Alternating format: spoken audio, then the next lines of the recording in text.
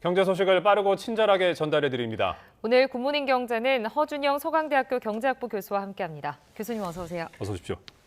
자, 교수님 오늘은 일본 이야기부터 좀 해보겠습니다. 일본 증시가 좀 상승세가 되게 무서운데 이제 대표 지수인 니케이 지수가 이 사상 처음으로 4만 선을 넘었다. 이런데 이게 어떤 의미가 있습니까? 그러니까 이전 고점이 언제인지 생각해 보시면 3만 9천 원에 육박했을 때가 있는데 그게 1989년 12월입니다. 지금으로부터 35년 전이고요. 그리고 저희는 이미 역사를 이제 알고 있죠. 90년대 초부터 일본이 겪은 것에 잃어버린 10년, 잃어버린 20년, 그것이 결국은 잃어버린 30년까지 되어온 상황인데요. 최근 들어서는 그 일본 증시의 상승이 다시 가팔라져서 사실은 1989년 이후로 고점을 다시 찍은 겁니다. 그때 3만 9천, 지금은 4만이 넘은 상황, 굉장히 일본 증시가 뜨거운 상황입니다. 1989년 이후 굉장히 지금 오래된 것 같은데요. 네. 지금 어떤 종목이 이 주가의 오름세를 좀 이끌고 있습니까? 저희 이제 미국에서 M7이라고 매그니피센트 7이라고 부르는 종목이 있는데 일본도 7개의 종목을 찍어서 최근에는 7인의 사무라이, 그 구로자와 아키라 감독의 영화죠. 7인의 사무라이라고 부르더라고요. 그래서 예. 그중에 한 4개 기업 정도는 반도체 기업, 도쿄 일렉트론 같은 반도체 기업이고요. 거기다가 토요타, 스바루 같은 자동차, 그다음에 미쓰비시 상사 같은 일본이 전통적으로 잘해왔던 무역 부분의 기업, 여기까지 해서 이제 7인의 사무라이라고 부르고, 실제로 이 기업들 중에 뭐 도쿄 일렉트론은 올 초에 비해서 한 60% 정도 올랐고요. 그다음에 토요타 같은 경우는 한 올 초에 비해서 한 40% 정도 올라서 지금 아시아 기업 중에 시총이 2위가 됐습니다. 누구를 제쳤냐? 삼성전자를 제쳤습니다. 그리고 1위는 저희가 잘 알고 있는 대만의 파운드리 반도체 기업인 TSMC고요. 그래서 2위까지 올라갔습니다. 그래서 사실은 일본 증시가 이런 어떤 반도체나 수출주, 특히 자동차 수출주 중심으로 굉장히 빠르게 지금 올라오고 있는 상황입니다. 근데 이제 실제로 이제 어떤 증시가 가파르게 상승할 때 이게 실물 경기와 뭐 동조가 되거나 아니면 뭐 괴리가 있거나 이런 상황이 생길 수가 있는데 지금 실제로 일본 경제가 좀 좋아지고 있다는 게 좀 반영이 된 건가요?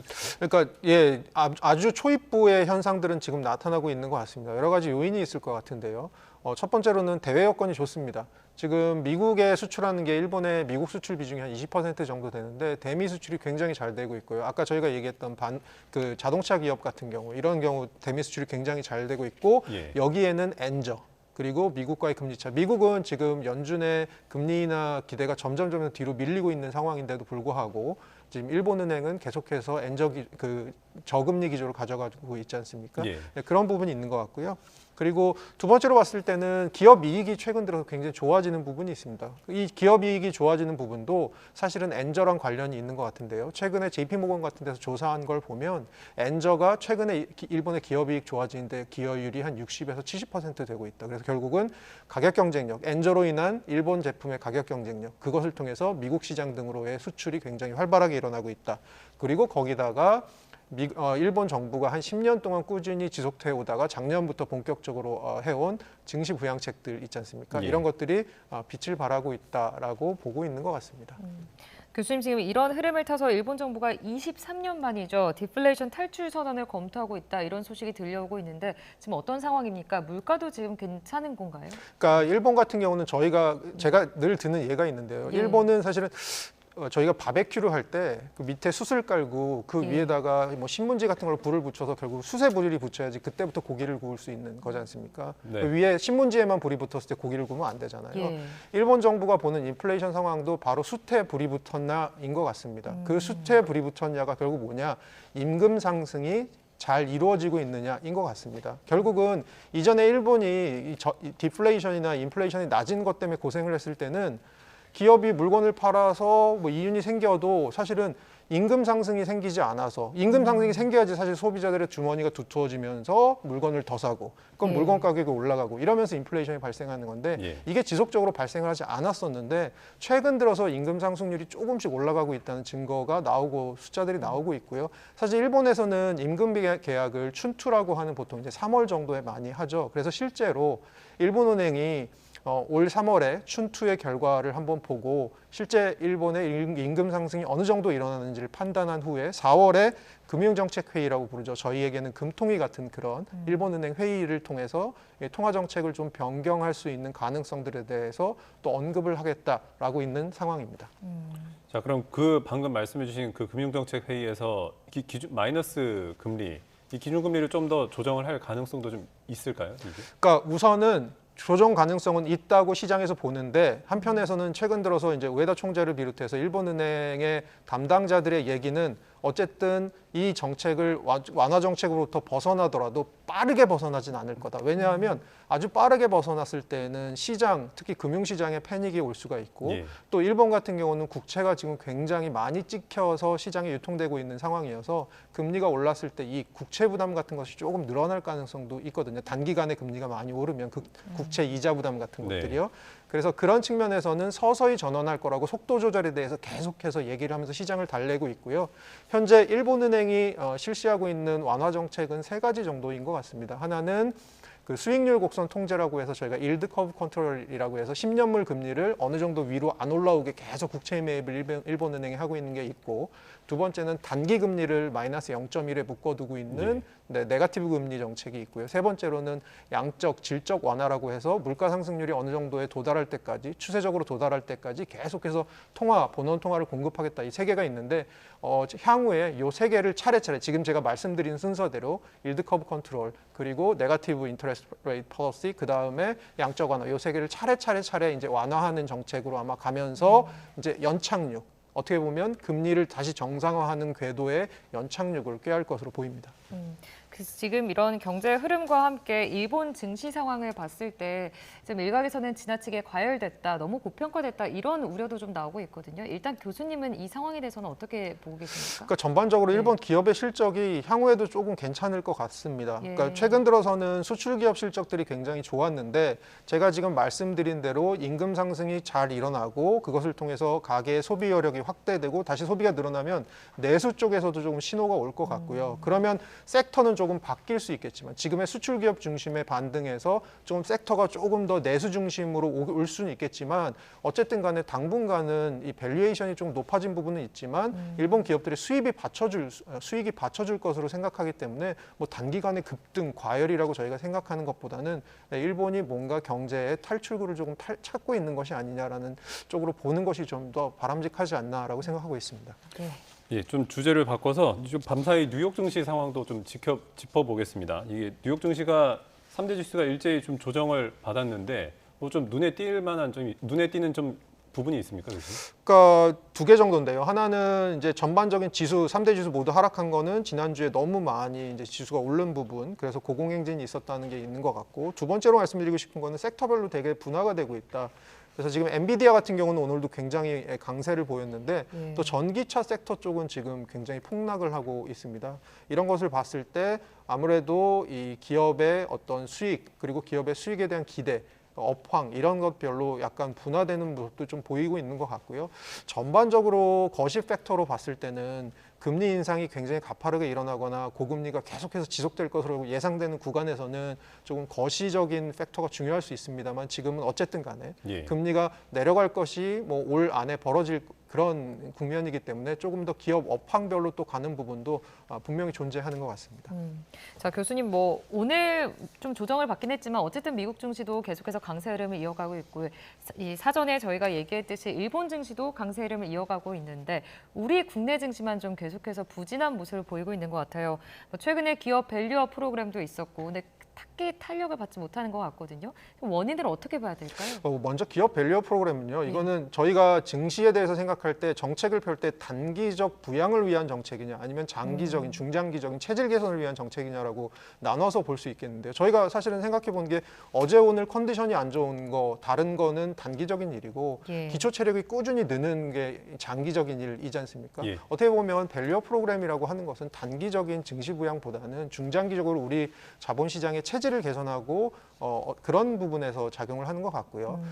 그런 측면에서 봤을 때 최근에 이제 우리 증시의 부진은 아무래도 우리 증시 특히 코스피의 한 20%를 차지하고 있는 반도체 기업들의 생각보다 다른 나라의 반도체 기업들보다 지금 모멘텀을 얻어서 치고 나가는 건 좀 약한 것 같습니다. 그런 측면에서 아무래도 조금 부담이 있지 않나라고 생각하고요. 아무래도 증시에서 반도체 비중이 높다 보니까 금리 영향을 좀 많이 받습니다. 반도체가 대표적인 그런 지수인데, 그런 종목인데요. 그런 측면에서 최근 들어서 이제 금리가 잘 떨어지지 않고 있는 부분도 우리 증시에 조금 악재. 거기다가 마지막으로 말씀드리고 싶은 거는 아무래도 중국이랑 굉장히 긴밀하게 무역이나 여러 가지 연동되어 있는데, 중국이 최근 들어서 중국 인민은행이 정책 금리를 인하하긴 했습니다만, 부양책을 펴고는 있습니다만 그 부양책이 굉장히 패키지가 큰 것 같아 보이진 않거든요. 그런 측면에서 중국 경기에 대한 향후 불확실성, 이런 것들이 전반적으로 우리 증시에 묻어 있지 않나 싶습니다. 교수님, 우리 증시 얘기가 나온 김에 좀 국내 경기 얘기도 좀 해보겠습니다. 이 전반적인 경제 상황이 뭐 썩 이렇게 좋지는 않은 상황 분위기인데, 그 가운데 하나로 이제 과도한 가계부채 문제가 계속 거론이 되고 있거든요. 이제 고금리 시기에 이자 비용이 너무 는다 이런 얘기가 있는데, 실제로 이자 비용이 늘었습니까, 교수님? 실제로 늘었습니다. 어느 정도 늘었냐면 우리나라 평균적으로 보면, 가구의 평균으로 보면 한 작년에서 올해 사이에 한 30% 정도 늘었는데요. 그러니까 가구의 월 평균 이자 지출 같은 것을 계산을 저희가 조사를 합니다. 2022년 말에는 9만 9천 원 정도였는데요. 그러니까 2023년 말에는 이게 13만 원, 그래서 9만 9천 원에서 13만 원 이렇게 해서 한 31.7% 정도 올랐고요.